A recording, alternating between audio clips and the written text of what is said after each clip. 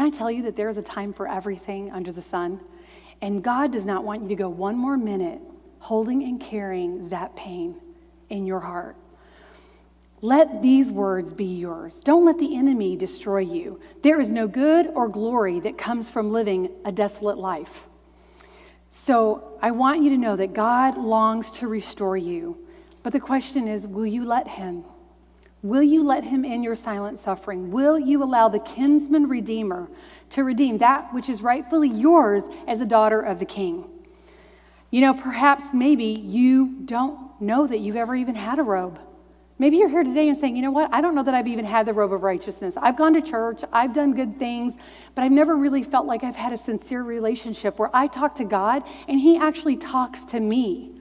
And maybe that's the step that you needed to make tonight, is to receive the robe of righteousness.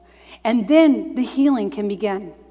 Listen, I'm going to go this last one, and then we're going to have our closing so the worship team can come back up. But I love it says, Isaiah 62, 1-5, it says, for Zion's sake, I will not keep silent. For Jerusalem's sake, I will not remain quiet, till her vindication shines out like the dawn, her salvation like a blazing torch. The nations will see your vindication, and all kings your glory. They will be called by a new name that the mouth of the Lord will bestow. You will be a crown of splendor in the Lord's hand, a royal diadem in the hand of your God. No longer will they call you deserted, or name your land desolate, but you will be called Hephzibah, and your land Beulah, for the Lord will take delight in you, and your land will be married.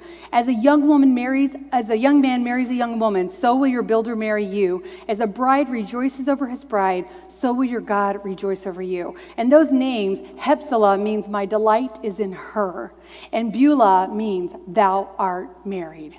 How many of you want to be married to the King of Kings and the Lord of Lords? Because you know what? When it says that he's going to take care of that land, I want you to know that that really means when it says is married, it means implying not only ownership, but protection on the part of the owner. He's going to take care of you, and he's going to take care of me.